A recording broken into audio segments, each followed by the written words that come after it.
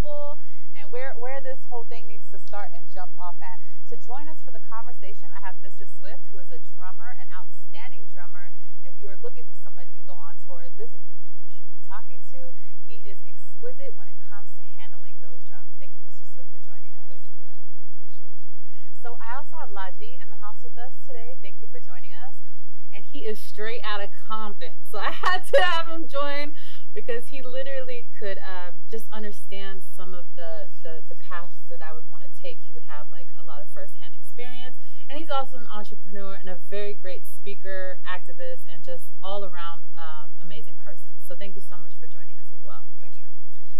Joining us is Rachel Burnside. Again, this is not her first time on the show, nor will it probably be her last. She is a very good girlfriend of mine, a confidant of mine, and she also has a ministry. It's called Her Story Lives, and if anybody was interested, they could look that up, and it would be well worth the look up. And also with me, we have Kezia Carl in the house. We went to college together. I know a lot about her personal background, and it would just fit and complement this conversation so very well. And she's also has military background, and we'll talk a little bit about that as well. So now that I see Rachel, all of a sudden I remember that I need to say that the views of our guests are not necessarily the views of Meeting of the Minds. Me and Rachel came up with, Rachel's like, you need to start every Meeting of the Minds with this, and I'm trying to get into the hang of it. But our guests are their views are not my views or the views of Meeting of the Minds, and bear with us. We are humans, and we might say some off-the-wall stuff that later on, if you maybe ask us, what did you mean by this? We would say, oh, well, what I meant was this. So be patient. People's opinions change. Sometimes they say halfway of what they meant to say. And in order to dig deep and have this conversation, you're going to have to bear with us. And bear with maybe somebody saying something that you just don't agree with or like. That's just the nature of this thing. So yeah, let's go ahead and jump off. So the R.Kelly documentary came out, right?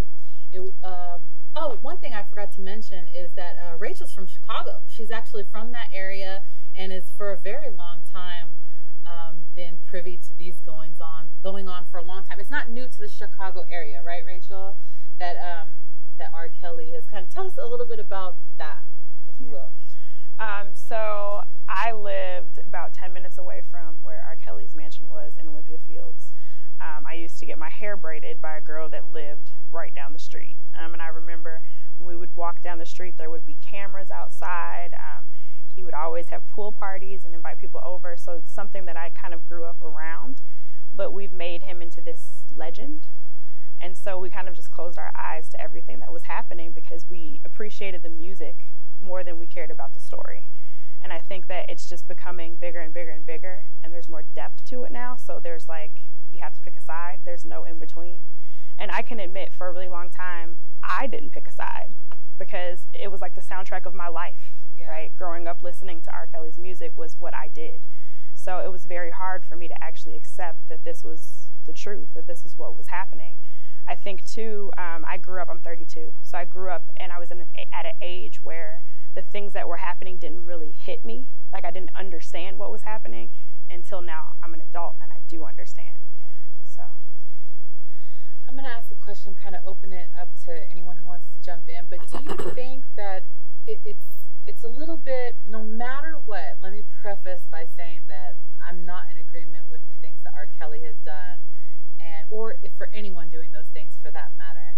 I just also find it, I don't look at things necessarily off of one person. I look at stuff society-wise. Oh my gosh, I can't even talk. I look at it through society lens. I look at it through historical lens. I look at it through media, culture, and all kinds of different things. And do you think that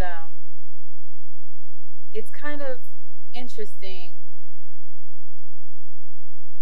It's almost that, like, I feel like R.Kelly was almost like, oh, I'm sorry, I didn't know we weren't doing this anymore. Because I personally, like, this is what I'm trying to say. I know so many greasy dudes that have turned out young females, first of all. Right. I know so many. I grew up in the music business.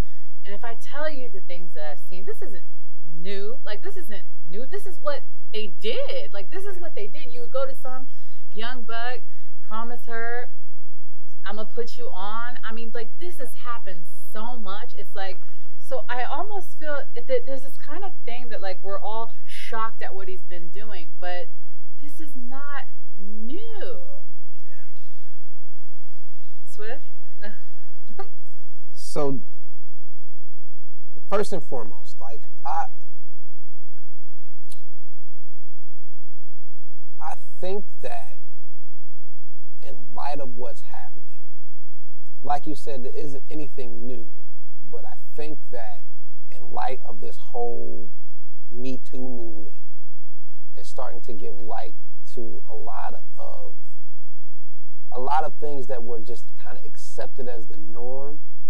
Now people are finally saying, like, that's not the norm. Because, for example, like, I can remember being in high school, and as my mom would say, the fast girls, right?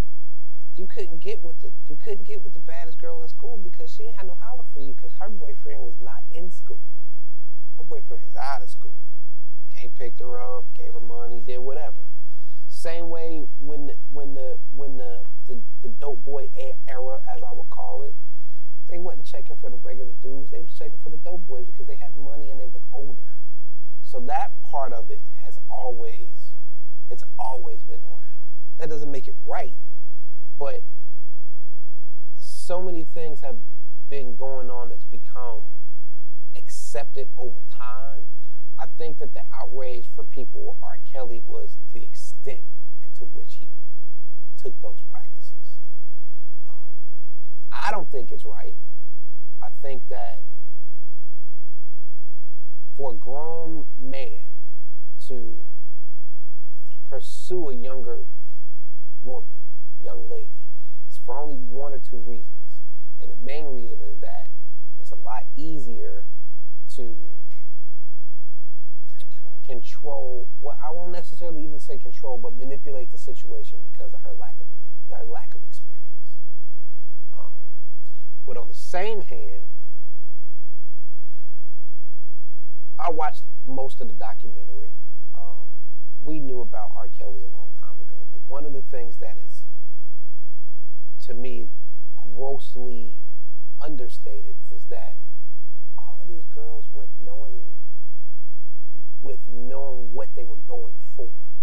So even though that doesn't make it right, there's definitely a different realm than him physically assaulting, physically abusing, raping. Like, I don't necessarily, I think it's the same wrong, but I definitely think it's on a different level. So I definitely want us to address the fact that they went knowingly, and we're going to put a marker in that because that's someone we're going to delve in super duper deep. I want to backtrack it a little bit to before that, where you were saying that, what is it that you started off that I wanted to jump into also, that,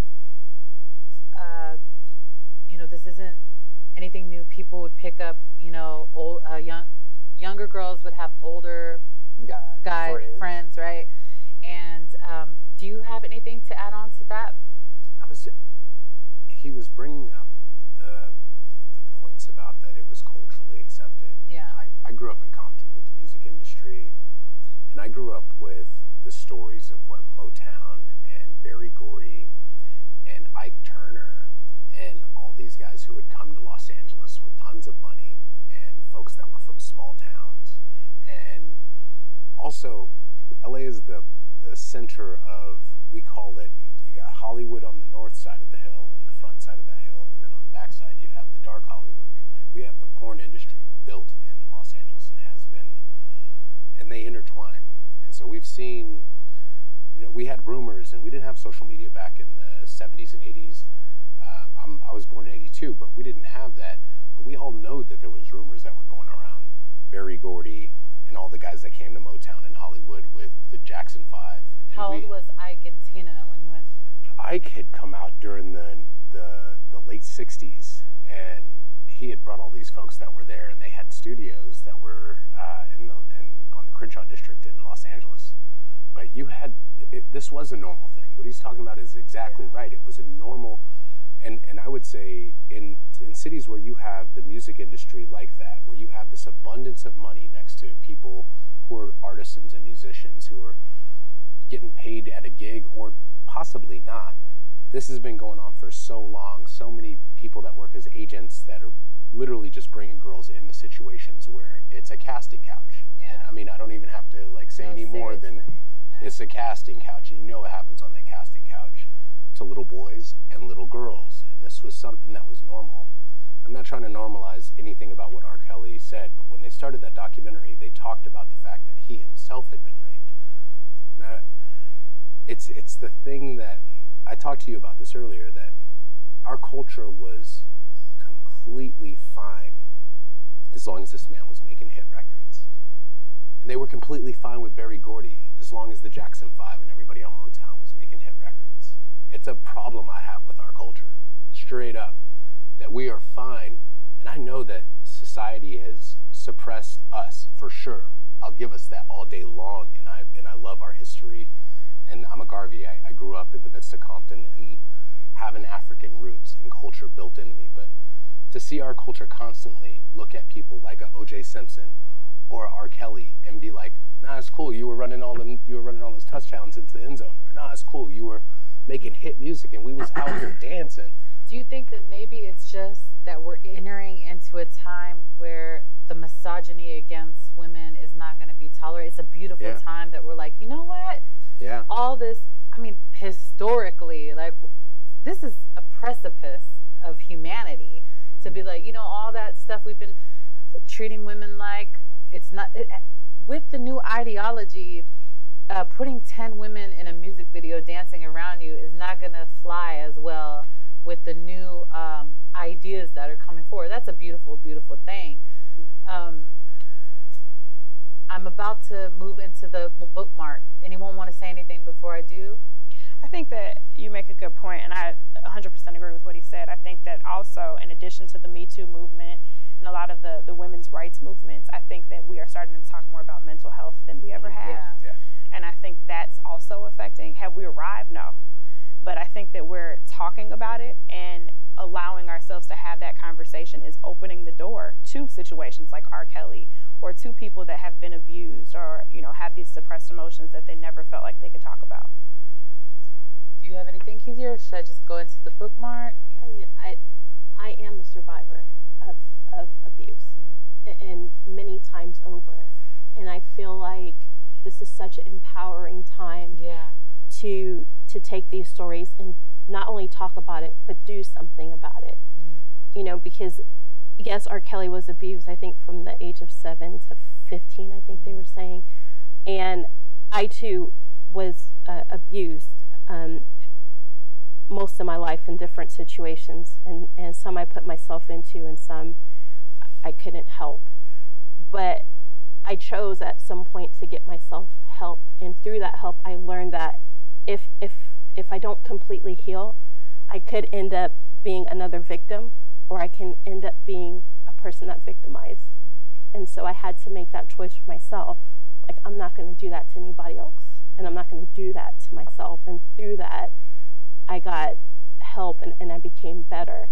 And my mental wellness, my mental wellness went up tremendously in my emotional state. Yeah. And so it's just, it's sad that, to me, it's sad that he continued, and he continued, and to me, he made a choice to stay the victimizer. Yeah.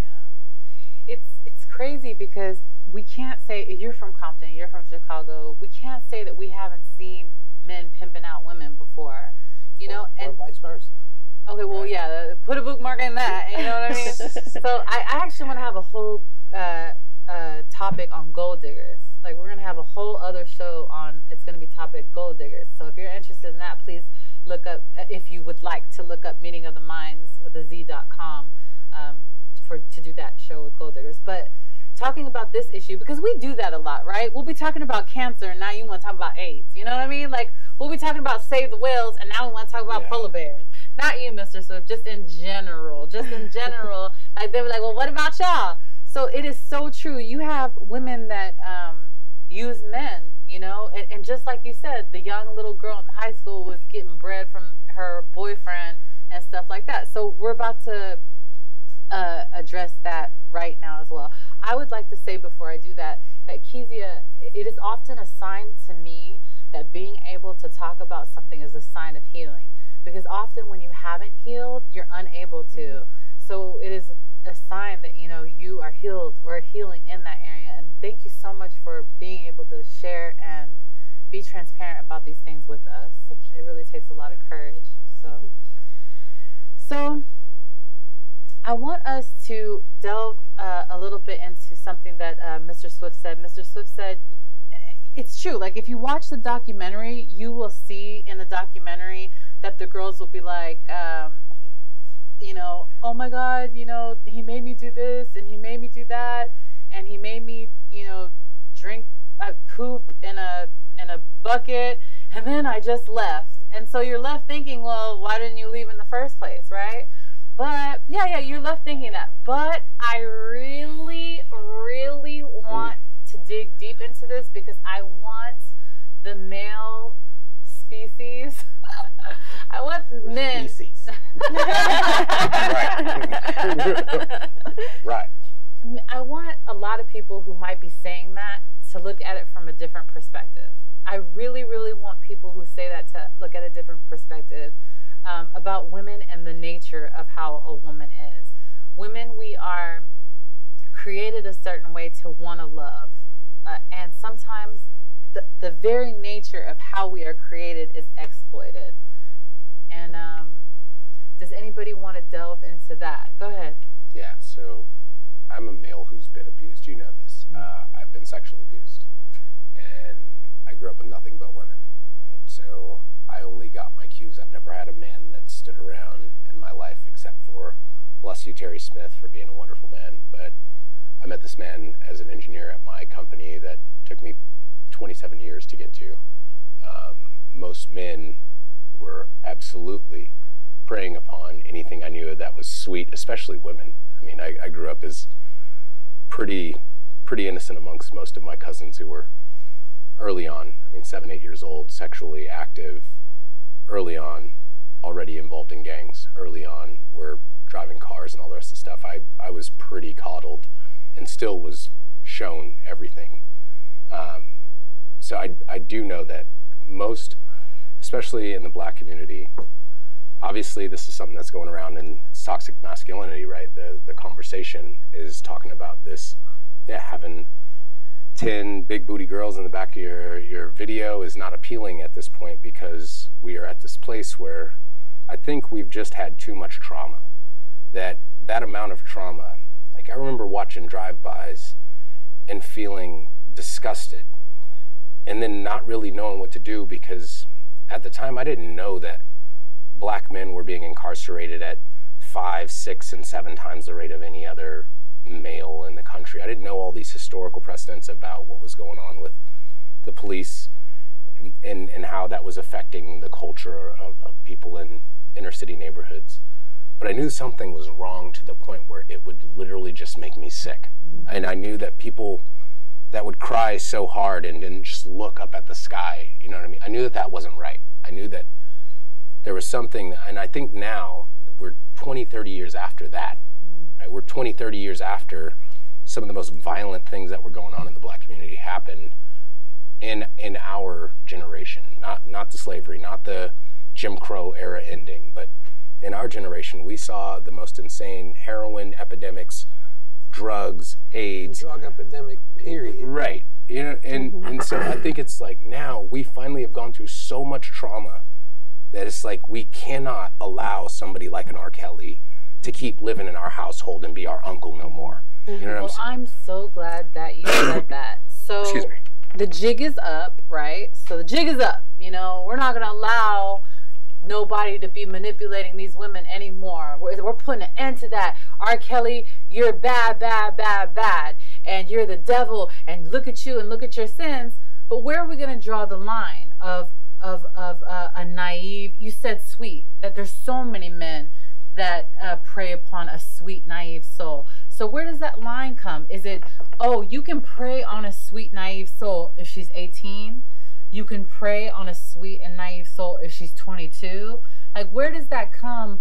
Where is the line that you're like, okay, so we approve of you preying on a naive, innocent soul that doesn't know no better, a young upstart, as long as she's below the age of 18. But once you cross over, it's not.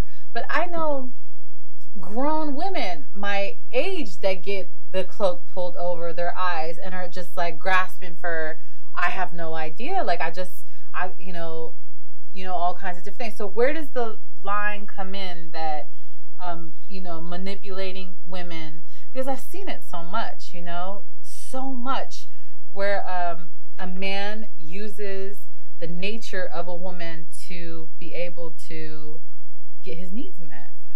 So are we saying the whole thing needs to stop, or only if it's 17 and so here's how I feel about that, right?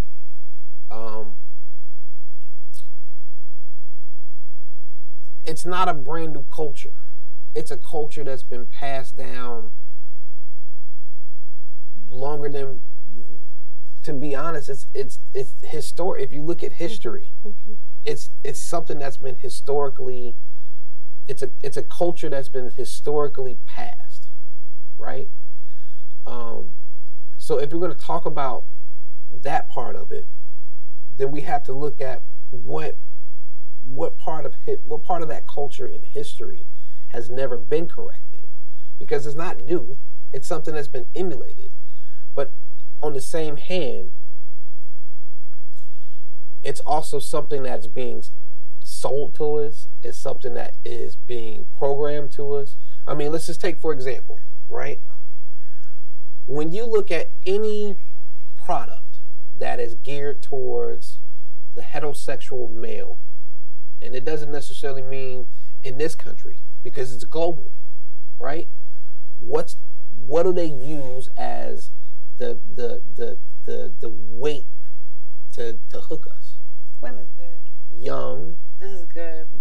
Young, vibrant, beautiful women. Black women, white women, Hispanic women, Asian women. So if you want to talk about changing the culture, then you also have to talk about changing standards of what's acceptable and what's not acceptable. This is so powerful. Because you have Gossip Girl, right? Like, let's say, for example, Gossip Girl is a show about high school kids, but sometimes they're sitting up in a bar, like, and they're doing the most, like, the most. How are you not supposed to look at a character in Gossip Girl like she's hot and appealing sexually? Like, let's be honest. Ooh, Mr. You have to change the culture. You have to change the culture that sex sells. Yeah. Once the culture of using sex as a sales tool will change, then you could talk about changing how men.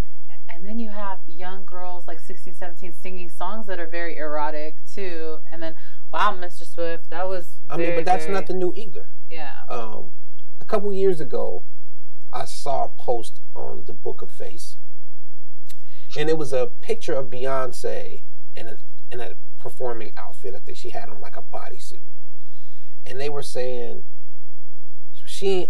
why she ain't never got no clothes on? And then I went and I looked up a picture of Tina Turner from 72 and put them side by side, and it's almost the same exact costume. Mm-hmm.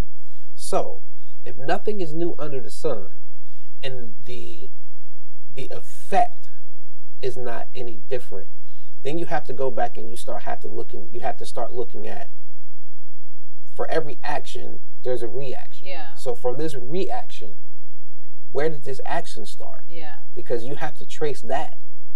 You can't expect the expectation for guys to be one way. Yeah. It's almost like a farce when we're sold the exact opposite. That's really good. And in society's standpoint, as a man, if you don't react in a certain manner, then other people look at you like, oh, something's wrong with you. Yeah. Like, we didn't get that reaction, like something's wrong with you. Maybe you got some things you need to address, or... Yeah. I feel something coming from me. Yeah.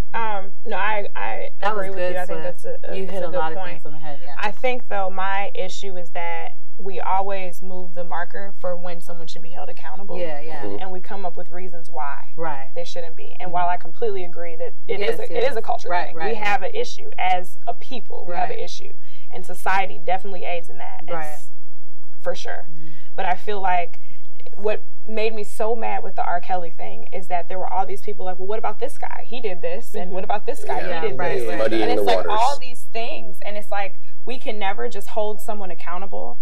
And it upsets me because we want to hold the government accountable, the white man accountable, that's good. Everybody accountable, but we can't hold our own people accountable. Yeah. And that's a problem. Mm-hmm. It's a problem that we can't have Black Lives Matter without somebody talking about all lives matter. It's a problem that we can't talk about R.Kelly needing to be muted without having to say somebody else needs to be muted. Right. Like, I want us as a people to recognize it's not okay. Right. It was never okay. Mm-hmm. And I don't care if those girls were fast or not. A 17-year-old does not have the development to make the decision to know this isn't something that I should be doing. At 17, I was fast. Yeah. And at 17, I can tell you that my mind is not how my mind is now. No, that's good. What a precipice that we are at. I'm really, I mean, just like, wow, these two different views, and they're not conflicting, actually. They fit very, fit very congruently. Go ahead, Swift. On the accountability thing, I agree with you. They should be held accountable. But now the other side to that is, with accountability becomes, what's the best way to, correction. Which is great. And we all know that the level of correction for men of color is different. Is extremely different than the correction for men that are not of color. Let me give you an example. Bill Cosby was essentially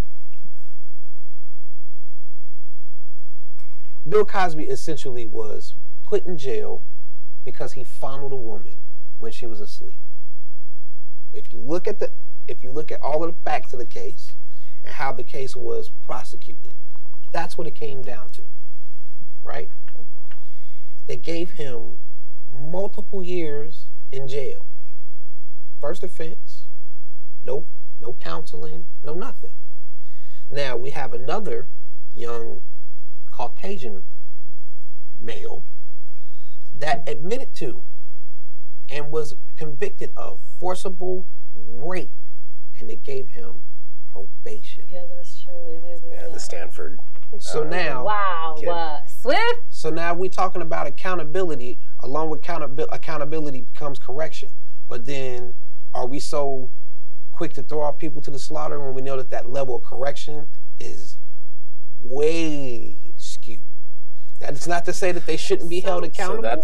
Because I agree with you. Yeah, I agree with you. I am willing to throw them to the slaughter. Yeah. And for reasons like that, yes. Why? Because I'm taking up still for our people. Yeah. While I understand what you're saying, and you're not wrong. Again, you're not wrong. There are still a ton of Black girls that have been affected who are also our people that we have to stand up for. So yeah, to stand up for them, I will throw him to the slaughterhouse. Well, the point that I was coming to was that in holding him accountable, right? Now, what should be his punishment? And is his punishment going to be the same? Well, I want to ask Kezia, and then we'll come to you, Laji. I feel you having maybe something to end. How do you feel about it as somebody that's been victimized? How do you feel about what's being said? I guess I should say my latest victimization was as an adult. I was 21 years old, and I was raped, and I was beat by my boyfriend in the Air Force. I'm so sorry. Multiple times. So for your statement to say, do we draw the line at age? I would say definitely no. But the reason why I was victimized is because way back in the day, when little girl Kezia was just innocent, a lot of things happened to me. And through the course of my life, it just continuously happened over and over and over again. And you'll see that a lot of times with victims, re-victimization. So I get your point. It is very unfair what happens to Black males. But at some point, as Black people, we have to take care of our children and our babies and our women, the vulnerable. Because if we do not, we're going to end up losing a whole culture. Either to anger, bitterness, hurt, pain, violence, more violence. You know, violence against yourself. There was a time I was sat in my car. I got out of the Air Force. I got out early because I just couldn't handle it. I got honorably discharged, thank God. But I sat in my car, and I wanted to swallow some pills. I wanted to die because of everything that happened to me. I couldn't swallow those pills, and I think that was God's intervention. You know, but at some point, whether it starts with R.Kelly or the next guy down the line or woman down the line, we've got to start somewhere with something. Because it's very devastating. I had somebody tell me at the age of 21, you are so blessed to still be here because you don't know how many women have gone what you've gone through and killed themselves or gone what you've gone through and ended up in prison. But you're here. And I'm so thankful for that. And I'm so thankful for that. And right now, like, Charles, I want you to stay on Kezia.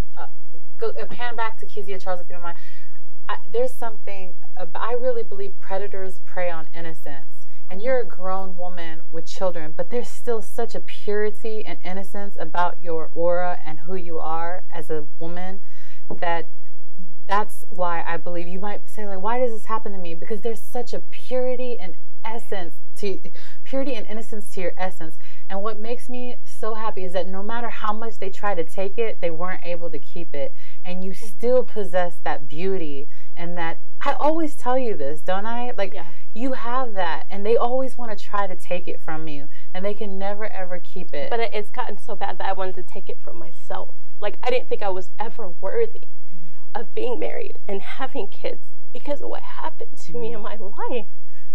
You know, and these women that have been victimized by R.Kelly, no matter the age, no matter the age, or no matter how fast they were, if you want to say that,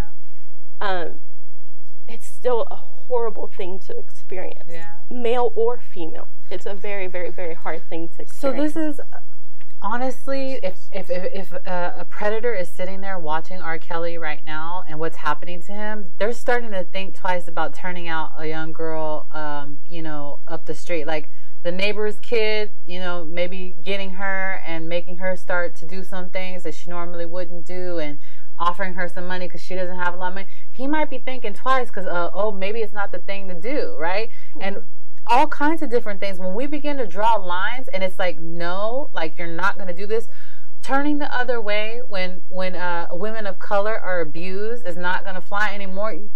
People, you know, are going to start acting differently. I mean, it's just logical, right? If I'm a pimp and I've been pimping young girls for a long time, I'm like, y'all are infringing on my, like, we're not going to be able to be doing this anymore. And these are like really exciting times. Like, this is really an amazing time in history because how many How many pimps have turned out young girls and no one has been this flabbergasted? Right. And Cynthia Brown situation, right? Cynthia Brown, right? Yeah, Cynthia. Oh, Cynthia Brown. Yeah, that's right. And she was 16 years old. She murdered her pimp, who was in a very bad situation, and thank God she got cutthroat. It was bad. Yeah. Yeah. And she got clemency, or they basically, yeah, thank God. And look at that. She was the one that was, you know, and she was the victim. So now someone like her pimp might be saying, like, the hood's not going to be standing for me to do this anymore, or wow, this is going to be taboo. And so when we do that, things change. When womenizing and misogyny is taboo, people start acting different. And I work a lot with youth. You see their boys' attitude changing towards women because there's a lot of discussions going on. And not only that, women's attitudes, girls' attitudes are changing. I've never seen so many girls with hairy legs in my entire life. Like, these girls are on something else. It's amazing. I'm serious. They're like, because a lot of us girls growing up, we were trying to look cute for the boys. And these girls are like, forget what you think, throwing their leg on the table, hairy old legs. And they're just out here like, I'm not about that. That's not how I want you to look at me. Oh, this is just crazy times. I think we're also at, as you would say, a precipice. Yes, that's right. In the times, because everything right now is at a point of change. Nothing of the old guard is remaining. It's crazy. Everything. You used to watch TV and the TV went off. And then cable came. And then TV never went off. And then videos and DVDs and Blockbuster. So then we didn't watch cable as much. And then now we're into this streaming thing, and the internet came and kind of killed everything. Everything is at a point of change.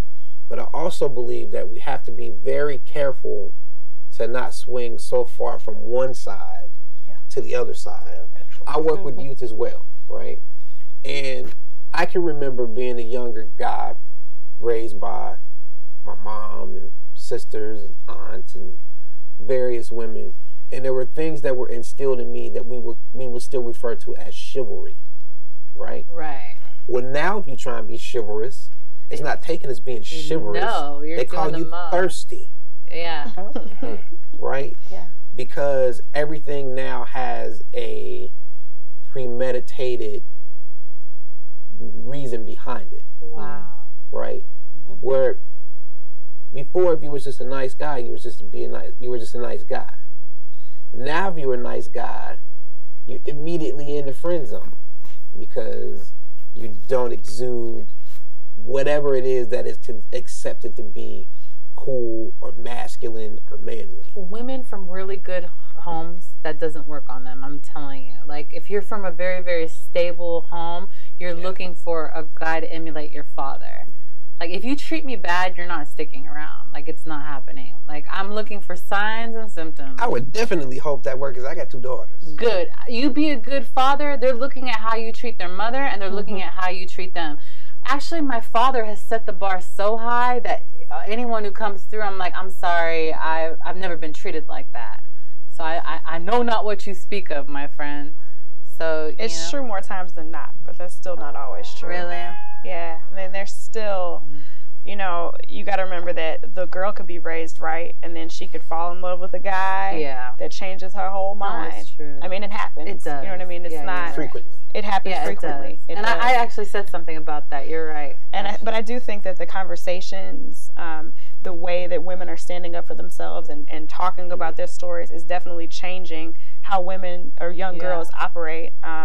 From that R.Kelly documentary, one of the girls was on Jada Pinkett's Red Table Talk, and she brought her daughter on. And her daughter was saying how, like, she didn't know any of this stuff, but, like, through the story, she learned so much about her mother, and she, like, sees all these different signs in boys that she dates, because she's at dating age.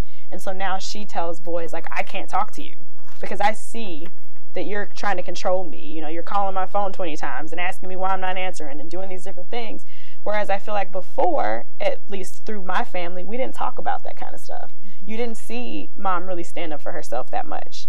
or grandma stand up for herself that much. They kind of stayed in situations. So I think opening the door to the conversation is teaching the generation. Ladies, can y'all explain how a woman could be put in a position?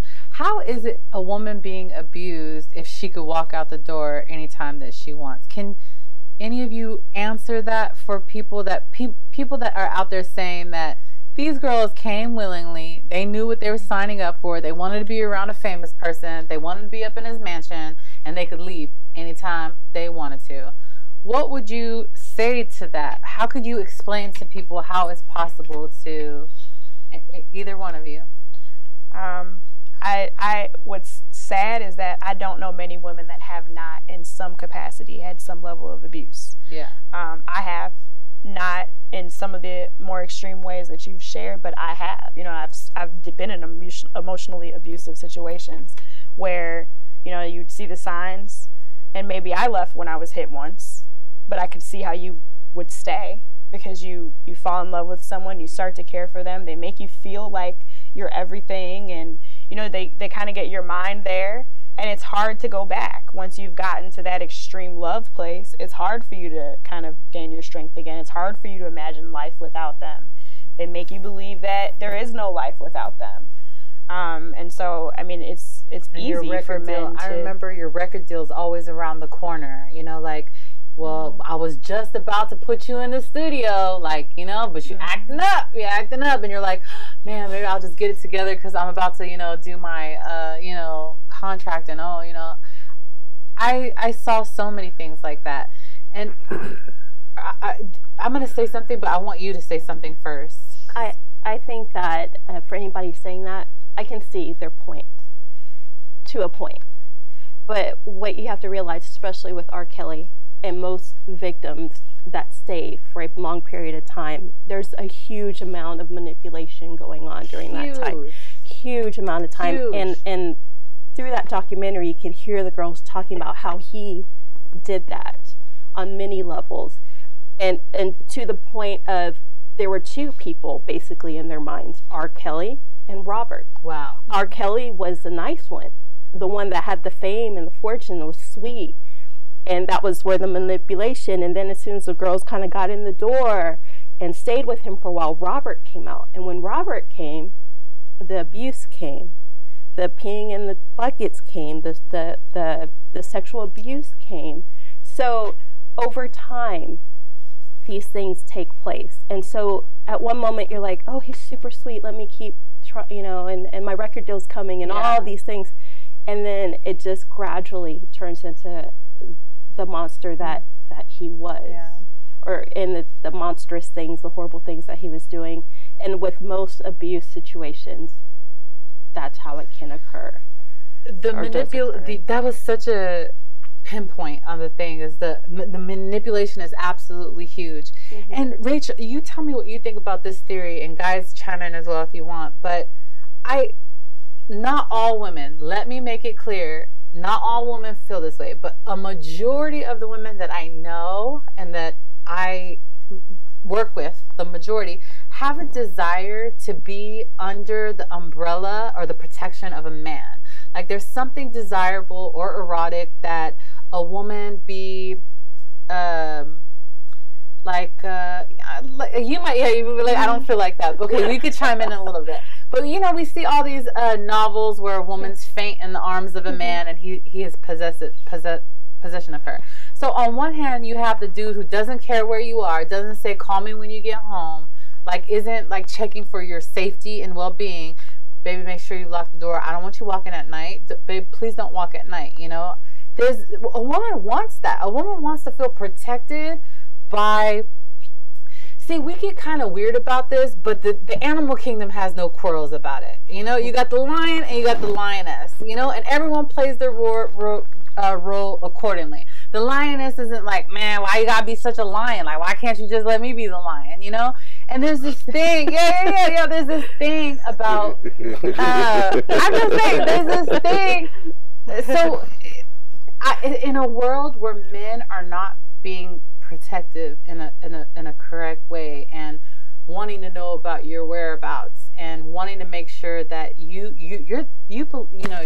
belong with me, and I don't want anyone to hurt you, and I don't want anyone to take advantage of you, it becomes manipulated into abnormal abuse.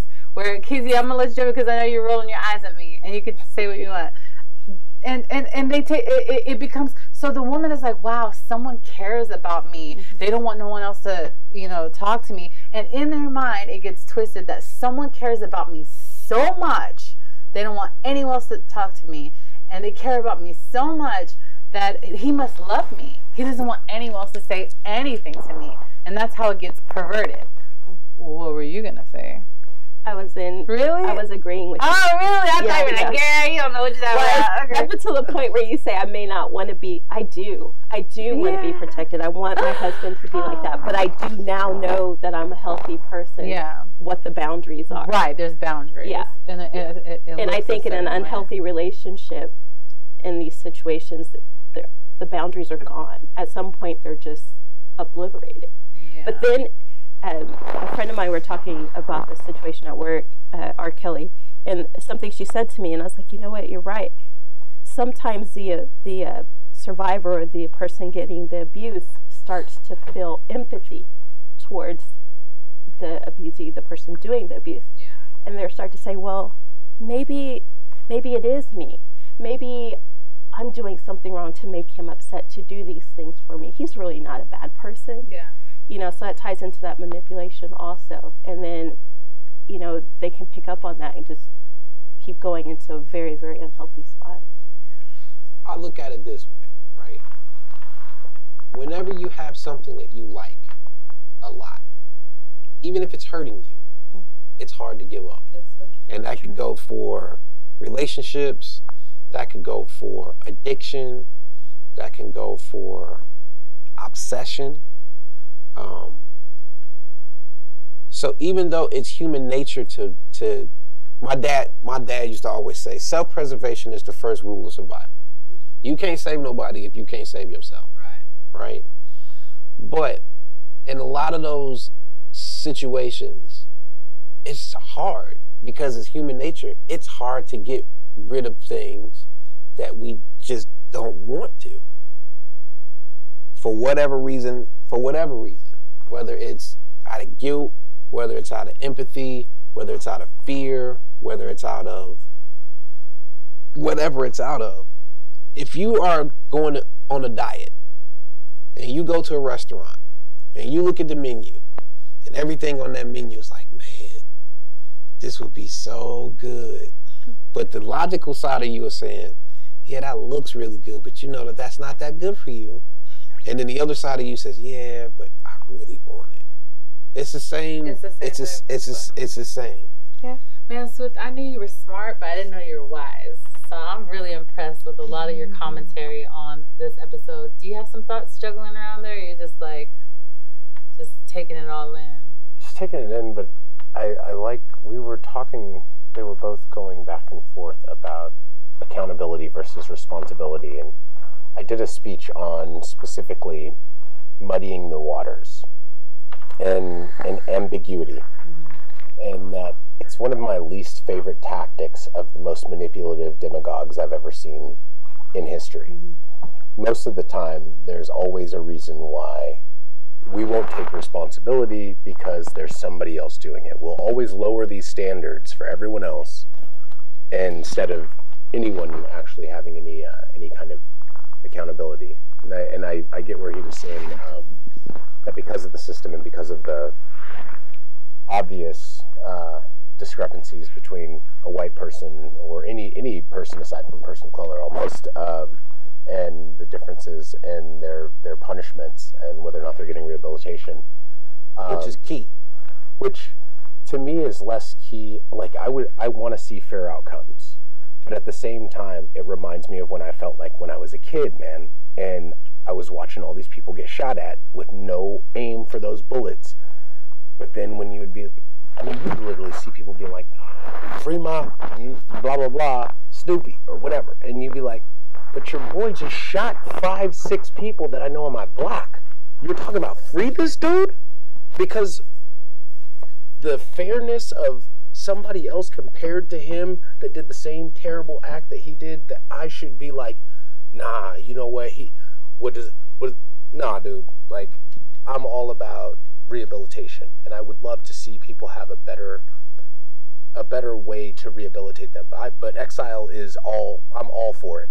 You need to see some kind of punishment, and having somebody like R.Kelly dance, shuck, and jive, man, through all of the legal system, and really get what every black man that I know that went to jail for a joint, you know what I mean? Every black dude I knew that went to prison for a joint, R.Kelly getting off on all that dude's goodness. You know what I mean? Like, all the dudes that really should be out on these streets just free, they let this man dance out there. This man is shitting in buckets. I'm not gonna say I disagree with you, because as I said, along with accountability comes correction, right? Yeah. But in a lot of these situations, and this is by any means an excuse of behavior, it is not an explanation of behavior, but if the ultimate goal is for a person to not do what they're doing, and for them to understand that they have to change, and for them to be able to get to work and be able to get access to do the work to change, locking them away doesn't change them. It just locks them away. So let's say he gets 10 years. He's still going to be the same dude in 10 years when he get out. If there's been no... So now we're talking about restorative justice. If there's been nothing done to complete his correction.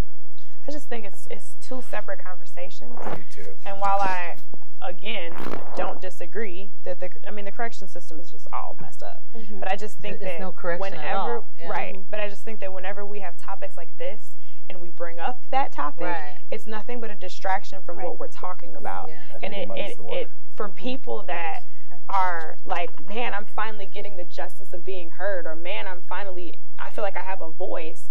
For them, it's like we're shutting them up for them, because it's like, okay, yeah, that's good, but well, we have to look at this too. We have to figure. It's just like changing the narrative versus dealing with this and then saying this is also an issue that we should bring up before we have to wait until something like this happens to bring it up. Well, let's fight about that another day. I agree with you, but this is say, okay, so now let's say he does get prosecuted.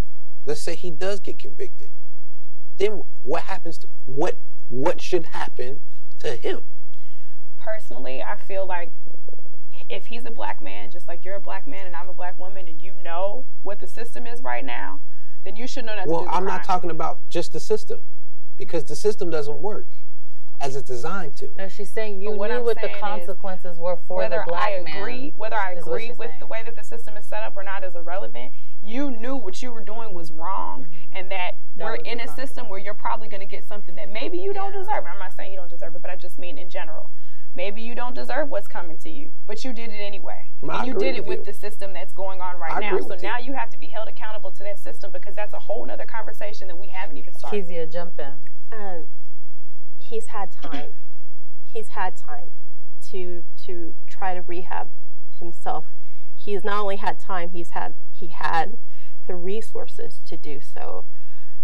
To me, it doesn't take a lot to go and try to get help from your abuse, especially if you have the resources to you. But it seems like, from the stories I'm hearing, and I was young too when the music started coming out, but he had a whole crew, a group that continues to enable him. But they never, at any point, it seems like, came to him and said, yo, bro, this ain't right. You need help. I understand you got hurt. I understand these things happen to you, but you cannot continue this cycle. You got to stop. And see, why did it have to get to the point of jail? Why couldn't it have been intercepted years ago? This is what I mean by that. You're right. You hit the nail right on the head. Is that he didn't just do this alone, right? But you from Compton, you from that, you've been around that culture, right? in the setting of the game, because they have their own code of conduct, right? Mm-hmm. If you do something that's outside of the code, there's a correction for that. That don't come from the law, that don't come from the community. It comes directly from the people that are around you. And that's what I mean by the sense of, if his punishment is to go away for 10 years, he'll go away from those 10 years and he'll come back. But time doesn't necessarily change you unless you have the necessary treatment, the necessary...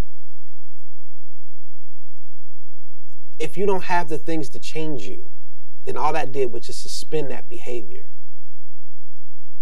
And once you put unpause on that behavior, unless there's been something done to internally make that correction, so he's just going to come out and be the same person. So that's like they were saying, a whole nother topic of that the correctional system needs to actually have correction properties to it. Mm-hmm, mm-hmm. So that's, you know, most definite.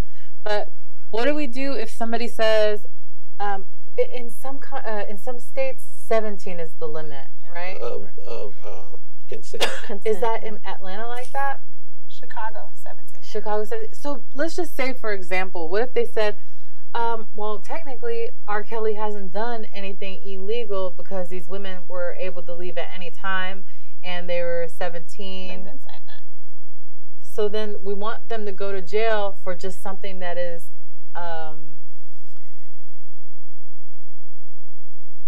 ethically wrong as well, but it's manipulative. It's not fair to people, humanity. So then that kind of negates the whole. We need to throw the whole, you know, him going to jail. Yeah, the legal system. So this goes back also into the realm of a long history of women being used as objects of gratification, self-gratification, that they're more than just your gratification of your needs, you know? So love gives at the expense of itself. Lust takes at the expense of someone else. Mm-hmm. And that's the difference. And they look exactly alike. They look almost exactly alike until a sacrifice has to be made, right? I'm starting to have to wrap up unless y'all feel anything else. I do want to say this because I understand that what you said, if R.Kelly goes to jail and he gets out, right, mm-hmm. then we have another issue potentially. But what I also think is that because he went to court and was acquitted, right, of the charges, in our minds as a people, we were like, oh, he's not guilty. Like, we walked away thinking he's not guilty. Mm-hmm. That made more girls decide they weren't going to say anything because nothing happened. So why would I ever speak up? And then it made it okay because he was acquitted. So at the very least, let's have an example that we're going to hold you accountable to whatever you do. But you know, this is so hard because I literally am in both sides of what Swift says, and it's all true. All of it is true. Mm-hmm. So at the same time that they're putting him on trial for having sexual interactions with a minor, 14. Yeah, the other minor was showing up to his court proceedings to try to talk to him. That ended up staying at his house later on. So this is like, oh my gosh. I still, no matter what, at the end of the day, you are the adult, and you need to be the one that's saying, no, little girl. Yeah, this is not for you. Yeah. There's no excuse for his behavior. Yeah. Period. But it's a conundrum at the same time. But now we also, if we're going to say, okay, we need to hold these people accountable, right? Then in holding that in that accountability, there has to be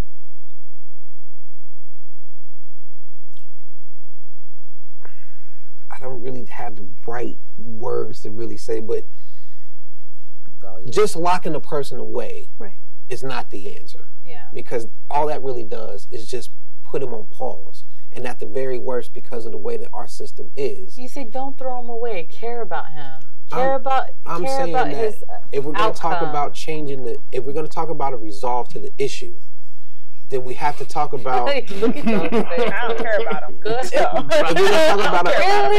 If we're talking about a resolve to the issue, then once we lock him away and he still got the same issue, did we really fix the problem? But do y'all really feel like that y'all don't care about him a lot? Because what I see is a little boy that grew up and was sexually assaulted. That's not the excuse, but probably grew up around a whole culture of pimping. I mean, to make it a little clearer, right?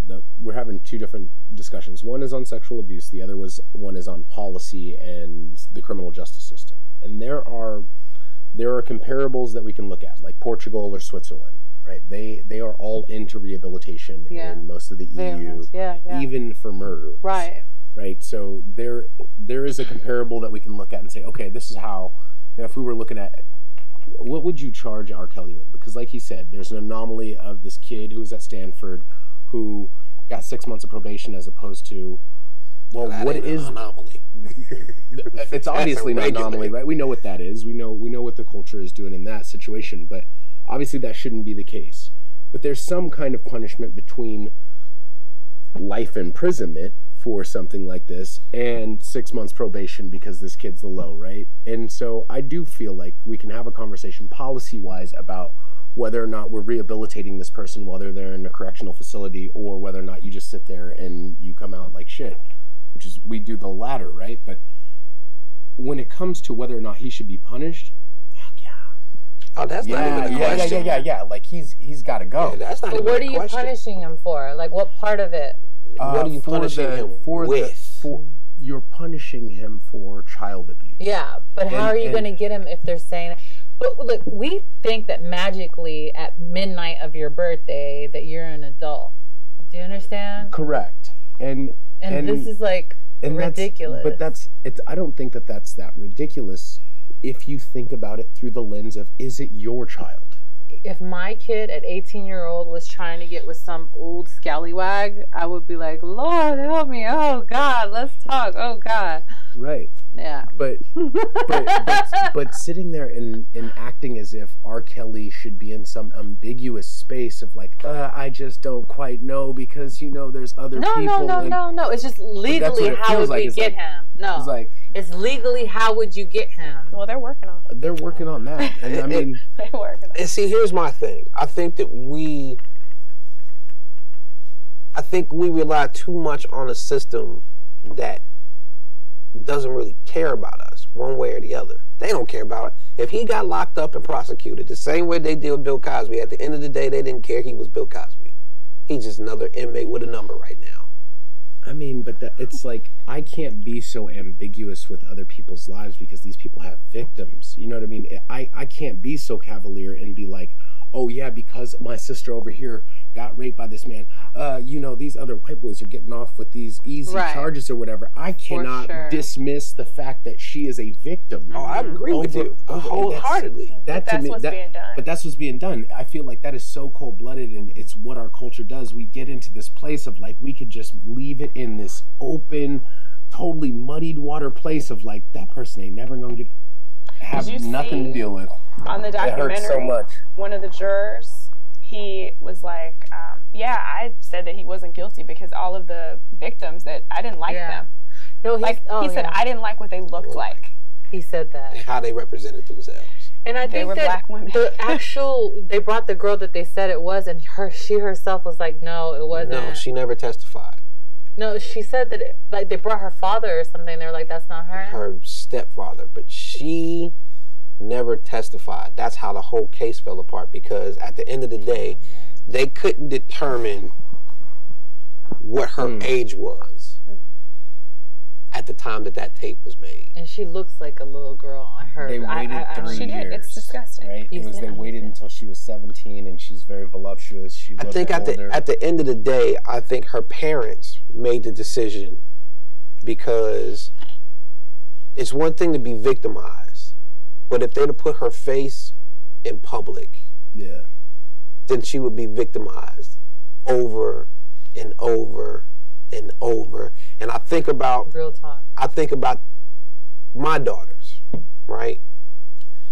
While I definitely want justice for this guy doing whatever she did to her, what I don't want is for her to walk around with that mark of her being that forever. But she has that mark. If she's been hurt and damaged, the mark is there. You don't see it, but I guarantee you, I live with that mark. I don't deny that. I live with that mark. It's better for him to pay. But don't get me wrong. I don't know R.Kelly. I don't know these girls. I know my person that did what he did to me, and several people before him did to me. I know that they're still walking around to this day. You know, and how do I protect? How can I protect the girls that may or may not have been victimized? I don't know, but the mark is there the minute rape, molestation, fondling without consent happens. The mark is there, and it's a very detrimental mark, and you can see it by women, men, boys staying with the victims and not speaking up. My peace and my peace comes from me speaking out. It really, really does. And every little time I speak up, and every little time I help another person that's been through or talk to them, I feel like my mark's been erased just a little bit, but it's still there. And I promise you, God has healed me. God has brought me through so much, but it's still there. It's a mark that never goes away. I really feel like we have to close on that, really. And, you know, you say that every time you share, you feel like a little part of it is erased. Well, you don't know how many people that you're going to impact with what you've said. And every time you speak, my heart I want to just break out in tears. But not because I feel sorry for you. It's because what you're saying is so powerful. And I'm not tearing up in pain. I'm tearing up because I know so many people suffer. It's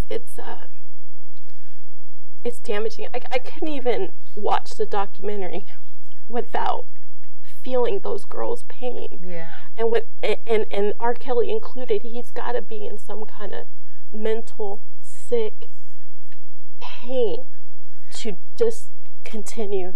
You know, I said I was going to close out. The thing about it is I started by saying that I've been in the music business for a long time, and when I watched the documentary, it was very, very difficult. Like, I remember, I even said I was going to talk about this, and I didn't. Remember I said I was waiting for a guy to come on the show. So at a very young age, there was a guy that took me in as he was my mentor. And he literally told me, he was like, do you want to be a hoe or a bitch? His exact words. I didn't know that there was a third woman option. Had no idea that you could be a sister. You could be there for everybody. You didn't have to be a hoe. You didn't have to be a bitch, right?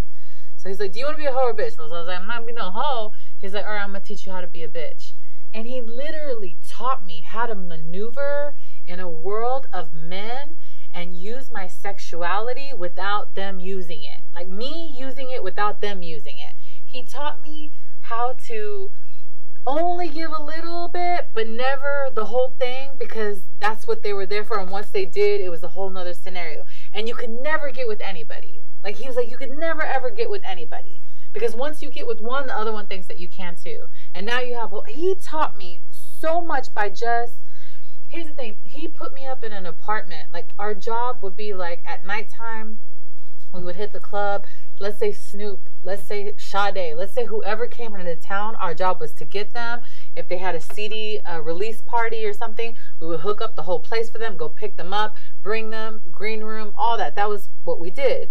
And he put me in an apartment. Not one time did he come knocking at my door at 2, 3 o'clock in the morning talking about time for you to pay up for all the things I'm doing for you. When I go back and I think about the impact that this man made in me being created into a businesswoman, I'm so grateful. But the sad part is like, let's say an artist came into town and they wanted shorties. Well, basically whatever they wanted, you would go get. And I've seen a lot of things. And basically what was introduced to me was like, do you want to be them? Okay, you don't want to be them? Well, let me show you how to be this woman. And I'm so thankful this guy taught me how to, like, if we were doing business in a club, he would say, get yourself in. Like, we're all in here, and I got to do business in here. He's like, you walk in here like you belong in here. And I'm like, how am I supposed to get it? He's like, no, you walk in the door like you belong inside. And he taught me how to, like, program myself to just walk up in there and nobody would ask anything. And I got masterful at it. But if it wasn't for him, I already know of all the wolves. I saw the wolves. He taught me how to maneuver through the swamp and not get caught up when I saw so many girls getting caught up.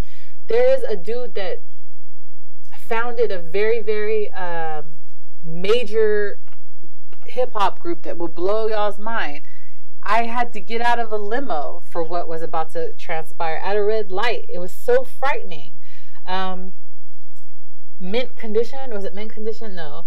It was, I don't know. The name is escaping me right now.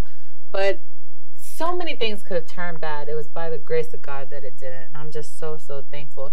So, BC, if you're watching, I just want to say that I love you so much for mentoring me and protecting me and guiding me through basically the devil's playground.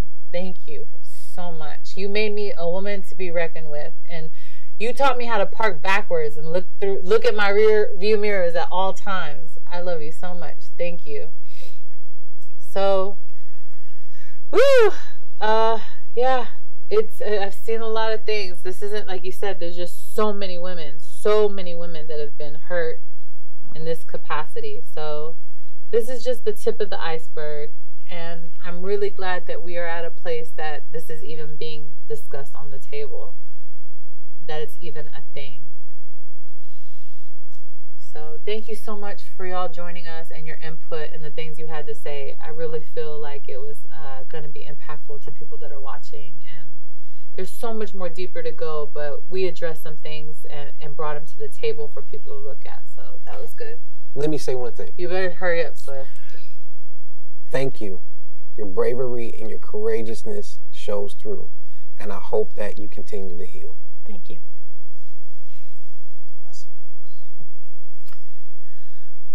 Now I gotta do the sponsorships, and I'm like, I don't even remember anybody's name. Well, one thing I got down is thank you to Syntex Guns, the only black gun store owned establishment in Texas. Thank you to Syntex Guns, that is our sponsor. B-Print. If you see our website and you wonder who did this magnificent job, shout out to B-Print. Thank you, Beautiful Solutions for All, my solutions for beauty. And I'm sure there's a host of stuff that's just falling out of my brain right now. If you're watching us on YouTube or through podcasts, please don't forget to subscribe. And till next time, thank you for watching. Intellectually engaging to think outside the lines, with conversation about the nation that never leaves you blind. Take a listen and pay attention. Here is where you find the educational, sensational meeting of the minds. Yeah, it's the meeting of the minds.